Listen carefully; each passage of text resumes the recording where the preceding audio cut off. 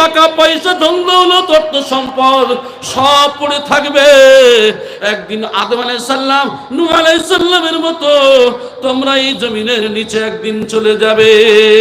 নূহ কিস্তিবান আলম বিয়া সে চল বসে ইউসুফ ইয়াকুব ইসমাইল ইসহাক খলিল হাকিম আলিম সুলাইমান মগরিওয়ালে চল বসে।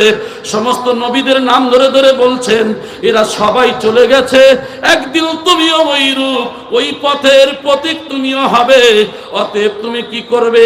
তোমার চলা, তোমার বসা, তোমার ওঠা সব কিছু যেমন হবে সেটা হবে নবীর তরিকা অনুযায়ী, সেটা হবে একমাত্র কামেল মুর্শিদ সুফি মুফতি আজম গাছী রহমাতুল্লাহ আলাইহি যে পথের পথিক, সেই পথ হলো রসুলের পথ, সেই পথ হলো আল্লাহর পথ।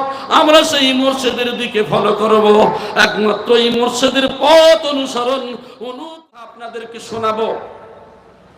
তিনি বলে গিয়েছিলেন, হে মুসলিম, হে ইমানদার, আধার যুগের অর্থাৎ অন্ধকার যুগের মতো সমস্ত ধ্যান ধারণাকে ভুলে যাও। অন্ধকার যুগের মতো তোমরা চলো না। যে সময় মহিলাদেরকে জ্যান্ত পুঁতে ফেলা হতো, যে সময় মানুষে মানুষে অত্যাচার করত, অনাচার করত, মানুষ মানুষের প্রতি কত কষ্ট নির্যাতন করত, আল্লাহর রাসূল সাল্লাল্লাহু আলাইহি ওয়াসাল্লাম শেষ ভাষণে এসে বললেন যে তোমরা পূর্বে যুগের অর্থাৎ অন্ধকার যুগ আইয়াবে জাহেলিয়াতের যুগকে তোমরা ভুলে যাও, নব আলোকে পথ চলতে থাকো। অর্থাৎ তোমরা নতুন আলো অর্থাৎ সঠিক পথ, ভালো পথ, নতুন পথে তোমরা চলা শুরু করো। জোরে বলি সুবহানাল্লাহ। এটা কার কথা? রাসূলুল্লাহ সাল্লাল্লাহু আলাইহি সাল্লামের কথা। আজ হতে অতীতের সমস্ত মিথ্যা কুসংস্কার প্রথা বাতিল হয়ে গেল। যত কুসংস্কার ছিল, যত কিছু খারাপই ছিল, রাসূলুল্লাহ সাল্লাল্লাহু আলাইহি সাল্লাম জানিয়ে দিলেন সব আজকের কি করা হলো, আজকের এগুলিকে বাতিল করা হলো। এটা আমার আপনার রাসূল বললেন। মনে রেখো, মুসলমান মুসলমান তোমরা ভাই ভাই, কেউ কারোর চেয়ে ছোট নও, কেউ কারোর চেয়ে বড় নও। তোমরা কেউ কারোর থেকে ছোট নয়, কেউ কারোর থেকে বড় নয়। আমরা জানি এখানে কেউ ফুরফুরা, কেউ তবলিগ, কেউ আজান কাজী, কেউ আহলে হাদিস, বিভিন্ন দল জামাত সিলসিলার মানুষ আমরা এখানে এসেছি। আমরা একটাই জিনিস খেয়াল করব, আমরা সবাই আল্লাহর বান্দা, আমরা সবাই নবীর উম্মত। গোটা পৃথিবীর যত ওলি আল্লাহ কামেল মুর্শিদ এসেছেন সবাই কিন্তু এই কোরআন হাদিস অনুযায়ী চললে তাদের মানা হয়ে যায়। তাই আল্লাহ রাসূল সাল্লাল্লাহু আলাইহি সাল্লাম তিনি যে কথাগুলি বললেন, সুফি মুফতি আজম গাছী রহমাতুল্লাহ আলাইহি সেই পথের অনুকরণ করে তিনি এই কথাই বোঝাতে চাইলেন যে এখানে কোনো দল সিলসিলা এখানে কেউ নয়। তোমরা হলে আদম সন্তান, তোমরা হলে আল্লাহর বান্দা, তোমরা হলে নবীর উম্মত। আমি সুফি মুফতি আজম গাছী রহমাতুল্লাহ আলাইহি আমি ঠিক নায়েবী রাসূল হিসাবে আমি একমাত্র পথ দেখাতে এসেছি, অন্ধকার থেকে কিভাবে মানুষ আলো পাবে। পৃথিবীতে অনেকেই অনেক দল অনেক সিলসিলা বিভিন্ন পথে চলেন। আমি সুফি মুফতি আজম গাছী রহমাতুল্লাহ আলাইহি হাক্কানি আঞ্জুমানকে স্থাপন করার একটাই কারণ হলো, আমি লক্ষ্য করে দেখলাম বিশ্বের মানব জাতির দিকে যে মানুষ তারা নামাজকে কাজা করে, আবার কি করে নামাজ তারা ছাড়ে আবার পড়ে। কিন্তু সুফি মুফতি আজম গাছী রহমাতুল্লাহ আলাইহি এইটা খুব শক্তভাবে তারা মেসেজ দিলেন বিশ্বের কাছে যে না, তোমরা বাবা বিনা কাজায় 5 ওয়াক্ত নামাজ পড়বে। জোরে বলি সুবহানাল্লাহ। তার সাথে সাথে তিনি কোরআনের ওজিফার কথা বললেন। মানুষ কোরআন পড়ে যেন না চলে যায়। এই ওজিফা পড়লে প্রত্যেক দিন 8 খতম 10 পারা সব পেশে পাবে। আজকের এখনই পড়ে চলে গেল, চলে যাওয়ার পরে তার প্রত্যেক দিন 8 খতম 10 পারা একটা মানুষ তার পিতা মাতা আত্মীয় স্বজন দাদা দাদি নানা নানি যে কবরে চলে গিয়েছে তার জন্য সে কি করবে? 8 খতম 10 পারার সওয়াব একজন পাঠায়, তাহলে কোটি কোটি খতমের সওয়াব তাদের পাক রয়ে চলে যাবে। জোরে বলি সুবহানাল্লাহ।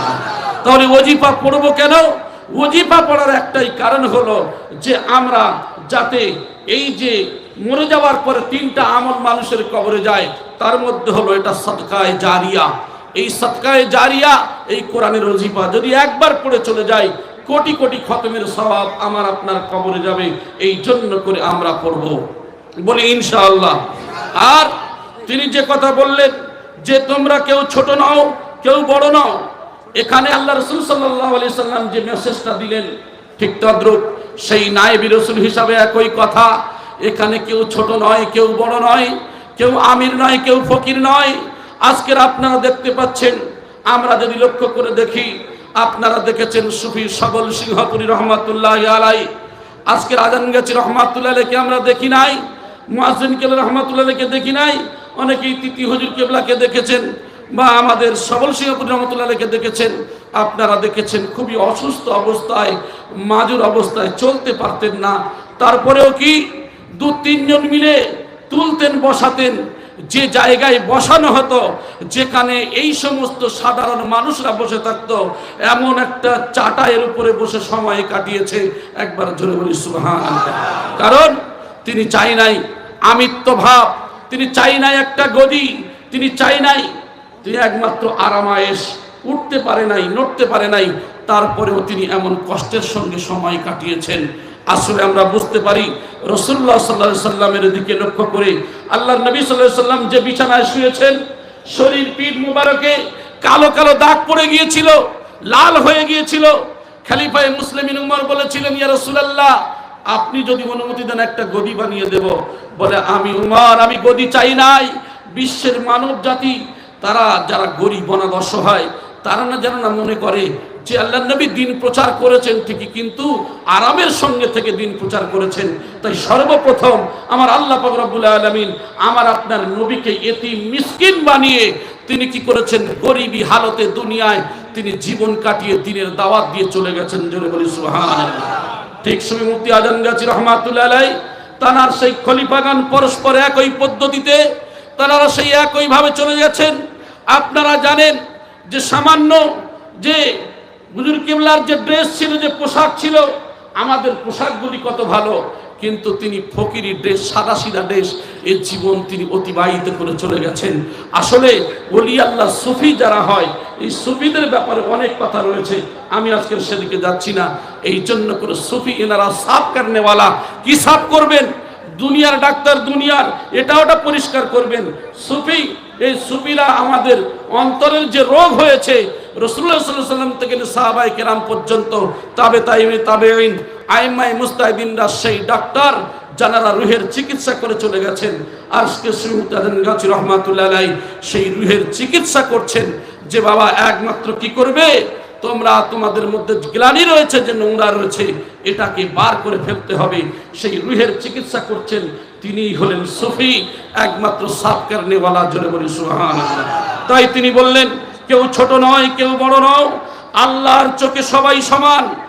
কে বললেন? আল্লাহ রাসূল সাল্লাল্লাহু আলাইহি সাল্লাম। আল্লাহর নবী বললেন যে আল্লাহর চোখে তোমরা সবাই সমান। আর কি বললেন নবী? নারী জাতির কথা ভুলবে না। হুজুর কেবলা বারবার বলেন যে নারী জাতির কথা ভুলবে না। নারীর উপর পুরুষের কর্তৃত্ব আছে, পুরুষের উপর নারীরও অধিকার রয়েছে, একে অপরের উপরে অধিকার রয়েছে। নারী পুরুষ, পুরুষ নারী, উভয়ের উপরে অধিকার রয়েছে। তাদের প্রতি অত্যাচার করবে না। সুবহানাল্লাহ বলেন। কার কথা? আমার আপনার রাসূলের কথা। আল্লাহর নবী সাল্লাল্লাহু আলাইহি সাল্লাম বললেন শেষ ভাষণে, চলে যাওয়ার পূর্বে বলেছিলেন নারীদের প্রতি অত্যাচার করবে না। কিন্তু আমরা এমন মানুষ আছি নির্দয়, যারা আমরা কি করি, বিবিদের প্রতি অত্যাচার করি, অন্যায়ভাবে তাদেরকে গালি দিই, মারি।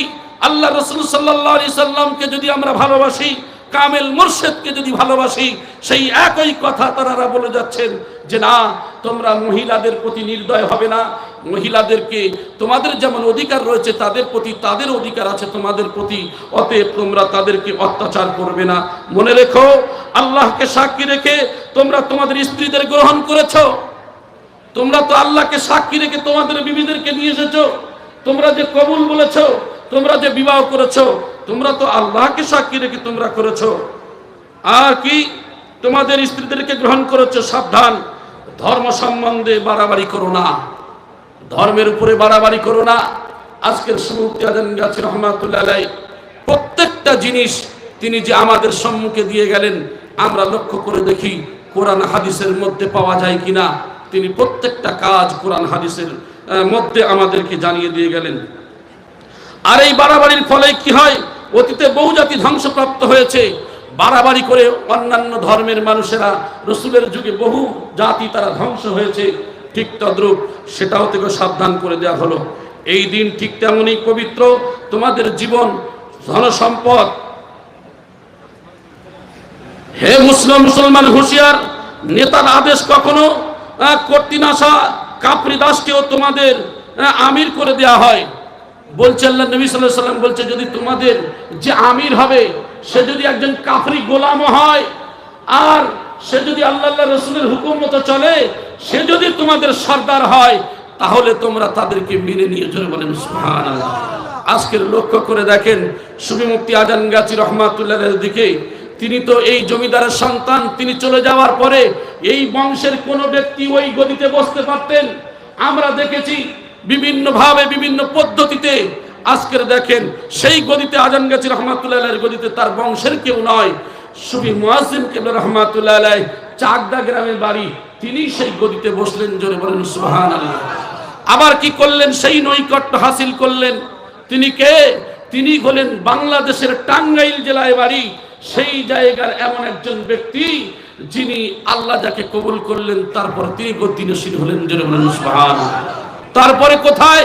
তার ছেলে হলেন না, তারপরে আসলেন কোথায়? সবল সিংহপুর প্রত্যন্ত একটা গ্রাম এলাকা থেকে এমন একজন ব্যক্তিকে আল্লাহ বাছাই করে নিলেন, তারপরে সেই জায়গায় বসিয়ে দিলেন সুফি সবল সিংহপুরী রহমাতুল্লাহি আলাইহি। আজকের যিনি গদ্দিনশীল হয়েছেন, গতকালকের আমি আলোচনা করছিলাম কয়েকটা বিষয় নিয়ে ভাইয়ের সঙ্গে, যে হুজুর কেবলা তিনি বসে আছেন, যিনি বর্তমান গদ্দিনশীল হুজুর কেবলা তখন সবল সিংহপুর রহমাতুল্লাহ রয়েছেন, বসে আছেন। তো কয়েকজন মানুষ কি করেছেন, সেখান থেকে ছেলে তুলে দিচ্ছেন যে না না এখানে বসার জায়গা নেই। তো হুজুর কেবলা নিজে উঠে গিয়ে অন্য জায়গায় বসলেন। জি, আবার ওখান থেকে বলছে না এখানে বসা যাবে না, এখানে জায়গা নেই, ওখান থেকে উঠে গিয়ে অন্য জায়গায় বসলেন। আর তিনি হলেন আরেফ বিল্লাহর বাদশা, জোরে বলেন সুবহানাল্লাহ। দেখেন আজকের মানুষকে চেনা বড় কষ্ট। এই দরবারে যে ওলি আল্লাহ তৈরি হয়, আল্লাহ যাকে কবুল করে ওই জায়গায় আল্লাহ পাক রব্বুল আলামিন কবুল করিয়ে কাকে কবুল করে রেখে ওই গদিতে বসিয়ে দেবেন সেটা আল্লাহ পাকই ভালো জানেন। এই জন্য করে আল্লাহ রাসূল সাল্লাল্লাহু আলাইহি ওয়াসাল্লাম বললেন যে তোমাদের যে কর্তৃত্ব দেবে, তোমাদের যে আমির হবে, তোমাদের যে লিডার হবে, তোমাদের যে পীর ও মুর্শিদ হবে, সে যদি একজন কাফরিও হয়, সে যদি একজন যদিও তোমার বংশের মর্যাদা নেই, আভিজাত্য নেই, কিছুই নেই, কিন্তু এই মানুষ যদি আল্লাহ এবং তার রাসূলের হুকুম মতো চলে, তবে তোমরা কি করো? নেতা হিসাবে গ্রহণ করো, জোরে বলুন সুবহানাল্লাহ। আমার ভাই, এ সম্পর্কে আল্লাহর নবী অনেক কথা বলেছেন। এ সম্পর্কে বলতে গেলে 2-3 ঘন্টা সময় যাবে। তো আমার বলার উদ্দেশ্য হলো এটাই যে তিনি জানিয়ে দিলেন। আমি ছোট্ট করে কয়েকটা কথা আপনাদের সম্মুখে শুধু বলে যাচ্ছি, আপনারা শুধু খেয়াল করবেন। তাই আমাদের কাজ হবে যে আমাদের পীর ও মুর্শিদ যিনি আছেন, তাহলে আল্লাহ যাকে কবুল করেছেন, বসিয়েছেন, আমরা সেদিকেই লক্ষ্য করব। দাস দাসীদের প্রতি সর্বদা সৎ ব্যবহার করবে। আল্লাহ নবী সাল্লাল্লাহু আলাইহি ওয়াসাল্লামের আদর্শ কি? দাস দাসীদের প্রতি সৎ ব্যবহার করবে। আমাদের বাড়িতে যদি কোনো কাজের চাকরানি থাকে, কোনো মহিলা কাজ করে, আমরা সব কাজ তাকে দিয়ে করাই। আল্লাহ নবী সাল্লাল্লাহু আলাইহি ওয়াসাল্লাম হযরত মা ফাতিমা জোহরা রাদিয়াল্লাহু তাআলা আনহার বিবাহের সময় জাঁতাটাকে নিয়ে হযরতে ফাতিমার হাতে তুলে দিয়েছিলেন, ফাতেমা এই জাঁতাটা তোমাকে দিলাম। আর নামাজের মুসাল্লাটা তার দাসীর হাতে তুলে দিলেন, যে এই আদর্শ আমি রাসূল দিলাম, যে ভারী কাজগুলো তুমি করবে আর তোমার দাসীর হালকা কাজগুলো করাবে, জোরে বলি সুবহানাল্লাহ। আমাদের বাড়িতে আমরা দাসী রাখি, অবশ্যই রাখবেন, তবে আপনি যেটা খাবেন সেটাই খাওয়াবেন। আমরা কি করি? আমরা ভালো খাই, আর দাসীর জন্য আমরা যে ব্যবহার করি, তাদের যে খেতে দিই, এটা আমরা কতটুকু আমরা সেই নবীর উম্মত বলে আমরা দাবি করি। এই জন্য করে আমরা অনুরোধ করব, যার বাড়িতে যে চাকরানি আছে, যে কাজ করেন, তাকে ছোট করবেন না। কারণ কুলিল্লাহুম্মা মালিকাল মুলকি তুতিল মুলকা মান তাশা ওয়া তুইজ্জু মান তাশা তুযিল্লু মান তাশা, এর মধ্যে তো আপনারা অনেকবারই শুনেছেন ইজ্জত দেওয়ার মালিক আল্লাহ, ধন দেওয়ার মালিক আল্লাহ, আমার সম্মানকে হানি করার, টাকা পয়সা ধন সম্পত্তি কেড়ে নেওয়ার মালিক আল্লাহ। অতএব আপনার বাড়িতে যে মানুষটা কাজ করেন তার প্রতি ভালো ব্যবহার করবেন। হ্যাঁ, আর দাসের প্রতি তোমরা কি করবে? সর্বদা সৎ ব্যবহার করবে, তাদের উপরে কোনরূপ অত্যাচার করবে না। তোমরা যা খাবে তাদেরকে তাই খাওয়াবে, যা করবে তা তাদেরও করাবে, ভুলবে না তারাও তোমাদের মতো মানুষ। আল্লাহু আকবার। আল্লাহর নবীর কথাগুলো কি ছিল, এক একটা কথার বাদল। এইটাই যদি আমি আপনি চিন্তা করি, ফিকির করি, বুঝতে পারবো যে আল্লাহ রাসূল সাল্লাল্লাহু আলাইহি সাল্লাম তিনি হলেন বিশ্ব মানবের শ্রেষ্ঠ মানব। কেন হলেন? তার একটাই কারণ, তার আদর্শ আখলাক ছিল এমনই যে তিনি দরিদ্রের পাশে, অসহায়ের পাশে তিনি সর্বসময় এগিয়ে যেতেন। তাদেরকে পড়াবে, ভুলবে না তারাও তোমাদের মতো মানুষ। সাবধান, কৌতূহলিকতার পাপ যেন তোমাদেরকে স্পর্শ না করে। শিরক করবে না, চুরি করবে না, মিথ্যা বলবে না, ব্যভিচার করবে না, সর্বপ্রকার মলিনতা হতে নিজেদেরকে মুক্ত রেখে পবিত্র ভেবে জীবনযাপন করবে, চিরদিন সত্যের উপরে থাকবে। মনে রাখবে একদিন তোমাদের আল্লাহর নিকটে ফিরে যেতে হবে, সেদিন তোমাদের কৃতকর্মের জবাবদিহি করতে হবে। আমরা যে কাজ দুনিয়াতে করব, আমরা তো মারা যাব। আমি যে আয়াতে কারিমা পড়েছি, আমরা মারা যাব, কখন কার সময় হয়ে আছে জানি না। এই জন্য করে তো কামেল মুর্শিদ তিনি দিয়েছেন, আগায় আপনি মৌত সে কোই বশর নেহি, সামান 100 বরস কা হ্যায় কল কি খবর নেহি। 100 বছরের ভবিষ্যতের চিন্তা করে তুমি রেখেছ, তুমি কি জানো তুমি কালকের বেঁচে থাকবে? কালকের যে তুমি বেঁচে থাকবে এমন কোন নিশ্চয়তা নেই। তাহলে তুমি 100 বছরের সামান তুমি রেখেছো। सुनो ऐसा के ना कसर बरतर क्या कर जाओ के मिट्टी के अंदर। ও বান্দা, তুমি দুনিয়ায় ভাবছো আমার সব, এটা আমার, ওটা আমার, কিন্তু না মরে যাওয়ার পরে তোমার সন্তান সন্ততি, পাড়া প্রতিবেশী, আত্মীয় স্বজন কবরে রেখে আসবে। রেখে আসার পরে সেখানে তুমি যে একমাত্র গেলে, তুমি সেখানে কি জবাব দেবে? কিছু সংগ্রহ করেছো? কিছু সংগ্রহ করেছো? কিছু তো সংগ্রহ করো নাই। ফেরেশতারা আল্লাহকে বলছে, আল্লাহ আপনার বান্দাদেরকে বলুন তারা যেন মৃত্যুর জন্য প্রস্তুতি গ্রহণ করে, তারা যেন মৃত্যুর জন্য তৈরি থাকে। কেন? আল্লাহ আপনার হুকুম হয়ে গেলে শুধু তাদের জীবনে তাদের আমার কাছে ফিরে আসতে হবে, আল্লাহ আপনার কাছে ফিরে যেতে হবে। সুম্মা ইলাইহি তুরজাউন, আমাদেরকে ফিরে যেতে হবে। এই জন্য করে আমাদের কি করতে হবে? সদা সর্বদা মৃত্যুর কথা, মৃত্যু স্মরণ করতে হবে।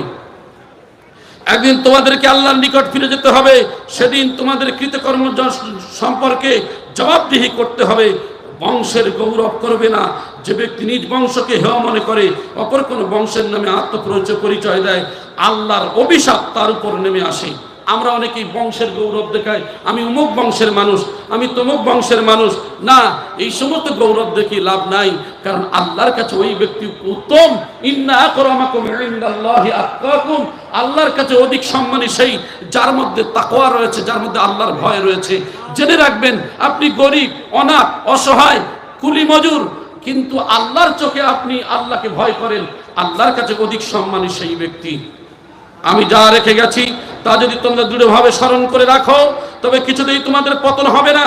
সেই গচ্ছিত রেখে যাওয়া সম্পদ কি হলো? তা হলো আল্লাহর কিতাব কোরআন আর রাসূলুল্লাহ সাল্লাল্লাহু আলাইহি সাল্লামের সুন্নাত, হাদিস শরীফ।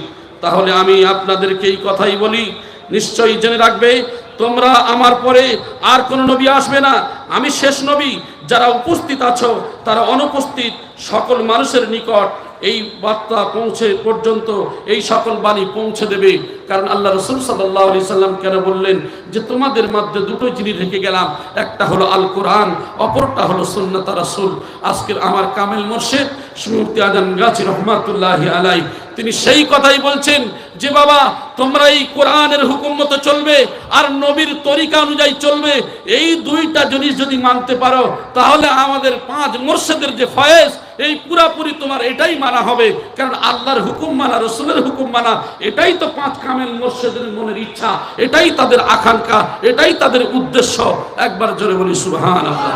তাই হাক্কানি আঞ্জুমানকে স্থাপন করলেন।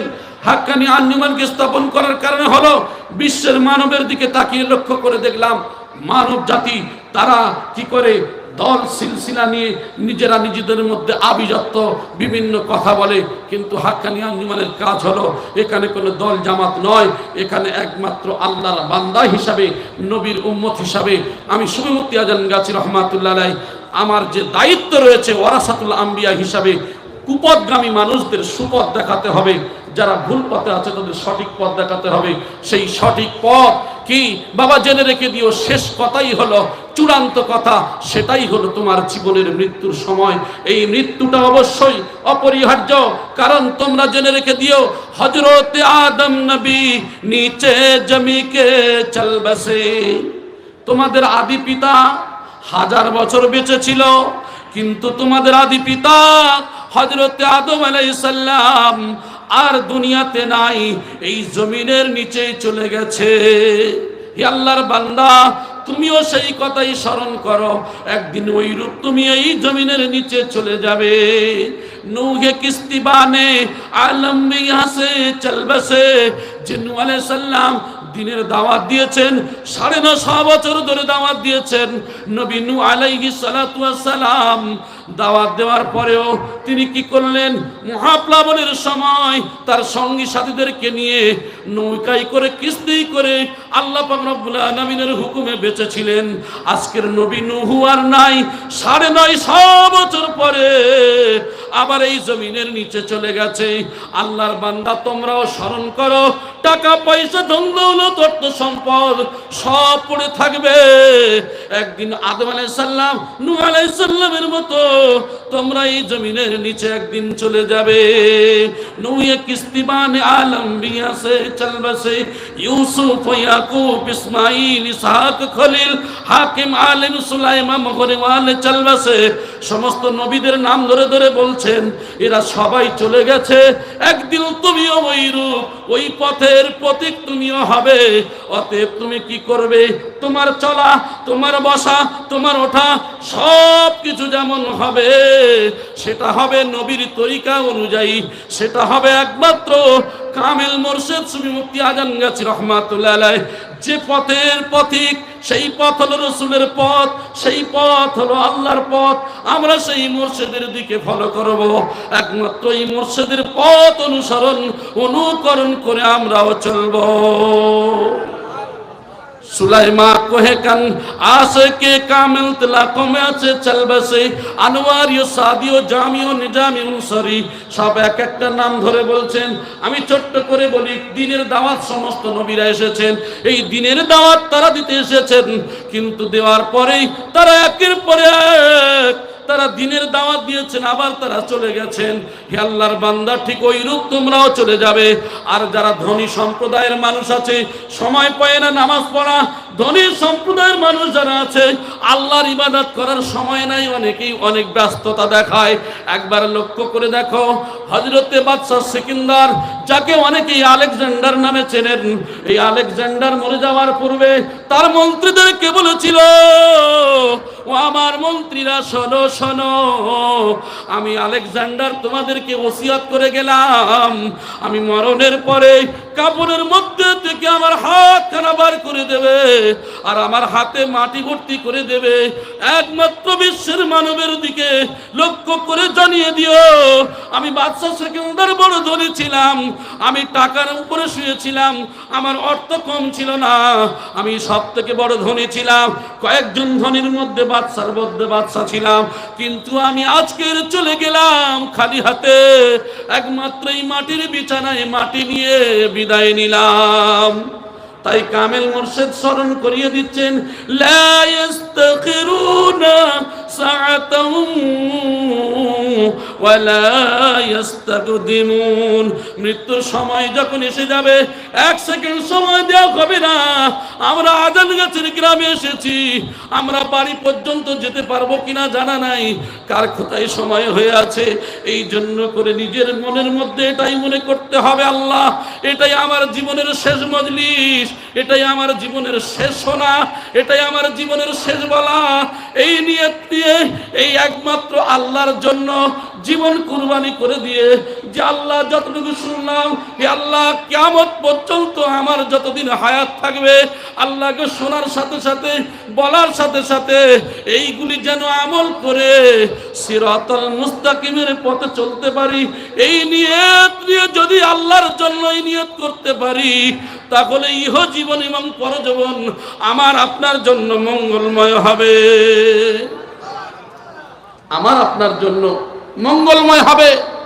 আর যদি আমি আপনি সেগুলি মনে করি যে না বেড়াতে এসেছি, গাড়ি করে আসতে হয়, এসেছি খাবো, চায়ের দোকানে আড্ডা দেবো, এখান থেকে চলে যাবো, আরে মজলিসে যেতে হয় তাই গিয়েছিলাম, বাড়িতে গেলাম নামাজ নাই, বাড়িতে গেলাম যেমন ছিলাম তেমন।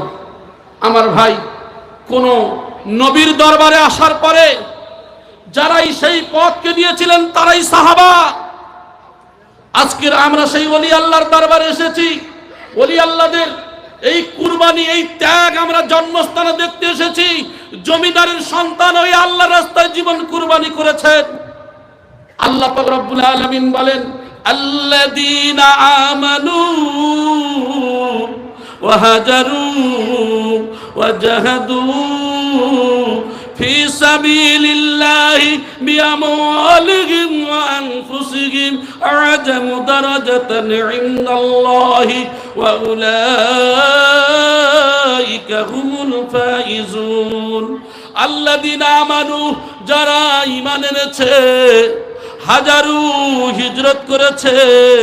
আজকের সুফি মুফতি আজান গাজী রহমাতুল্লাহর দিকে দেখেন, আমার আপনার পাঁচ মুর্শিদের দিকে দেখেন, তারা ঈমান এনেছে আর তারা হিজরত করেছে বিশ্ব মানবের জন্য। কলকাতায় বাগমারিতে জীবন উৎসর্গ করে দিয়েছে।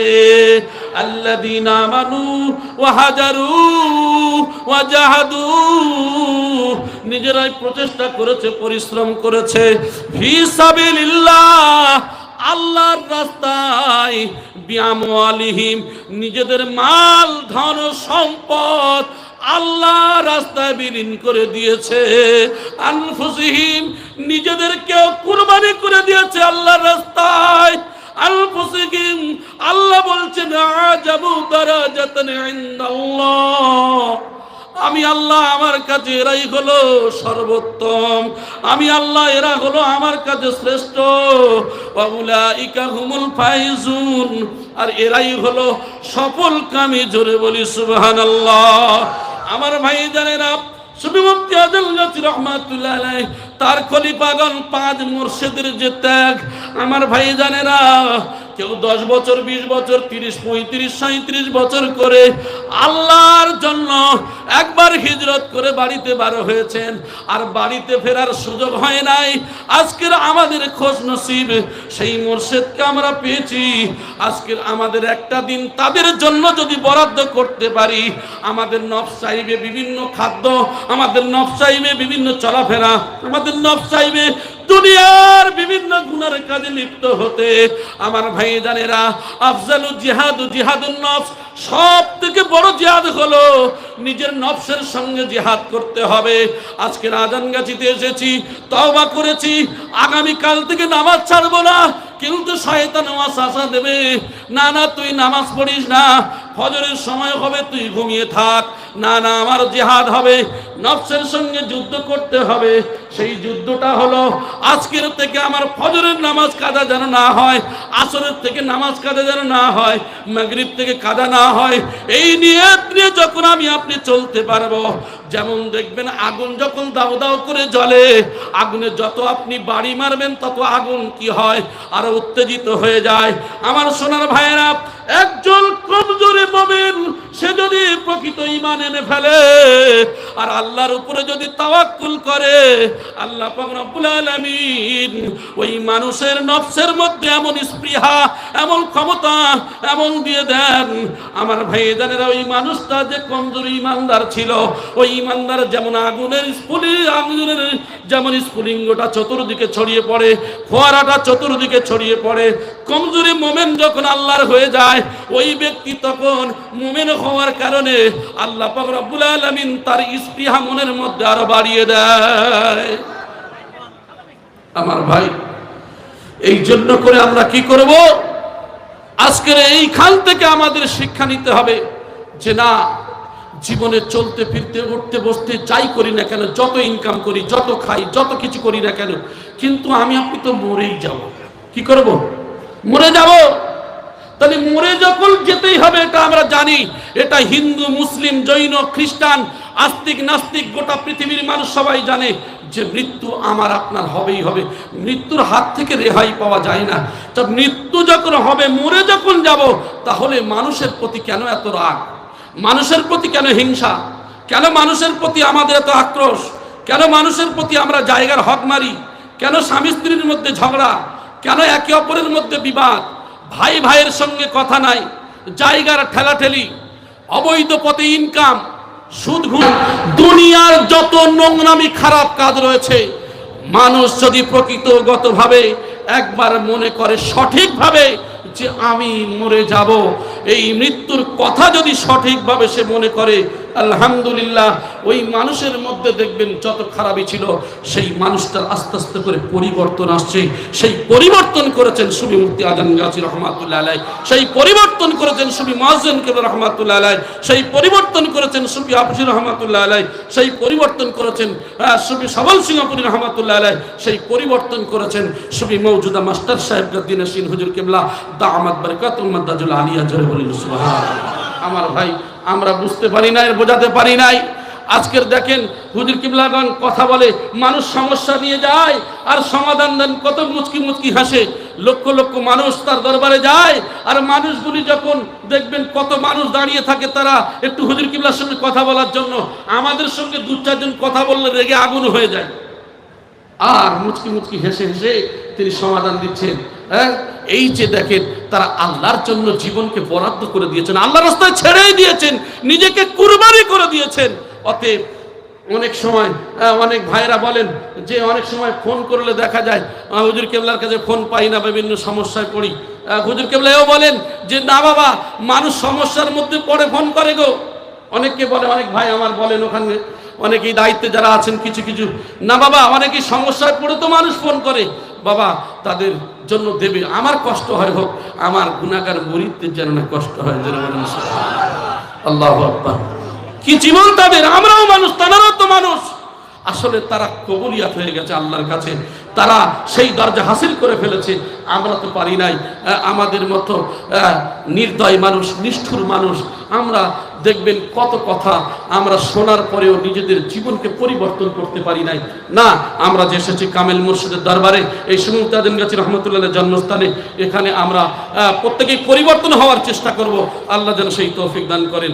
আরও ভাই এ সম্পর্কে, মুর্শিয়া সম্পর্কে অনেক কথা শুনেছেন। শেষে তিনি দোয়া করছেন, ইলাহি উরসিকুল শাকা জালিসোं को কিয়ামত তক মুবারক हो। আল্লাহ এই জলসায় এসে যারা বসে পড়েছে, কে কোন সিলসিলা, কে কোন ধরনের মানুষ যারা এসেছে, আল্লাহ প্রত্যেকের মোবারক করে দাও। জোরে বলেন সুবহানাল্লাহ। আজকের কি দোয়া তিনি করছেন আমরা জানি। গোটা পৃথিবীর অনেক মানুষ হাক্কানি আঞ্জুমানের জন্য বিভিন্ন কথা বলে, আর তিনি দোয়া করছেন, ইলাহি উরসিকুল শাকা ওয়ালিয়্যুম কো কিয়ামত তক মুবারক हो। আল্লাহ পৃথিবীতে যত ওলি আল্লাহ, কামেল ব্যক্তি রয়েছেন, কামেল ওলি আল্লাহ রয়েছেন, আল্লাহ সবার তুমি মোবারক করে দাও। জোরে বলেন সুবহানাল্লাহ।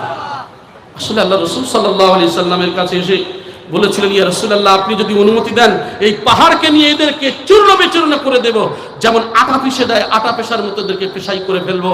ফেরেশতারা এসে বলেছিলেন, আল্লাহর রাসূল বলেছিলেন, আল্লাহর ফেরেশতা, আমি রাসূল তো এই জন্য করে আমাকে পাঠানো হয় নাই, আমি এসেছি রাহমাতাল লিল আলামিন হিসাবে। ওয়া মা আরসালনাকা ইল্লা রাহমাতাল লিল আলামিন।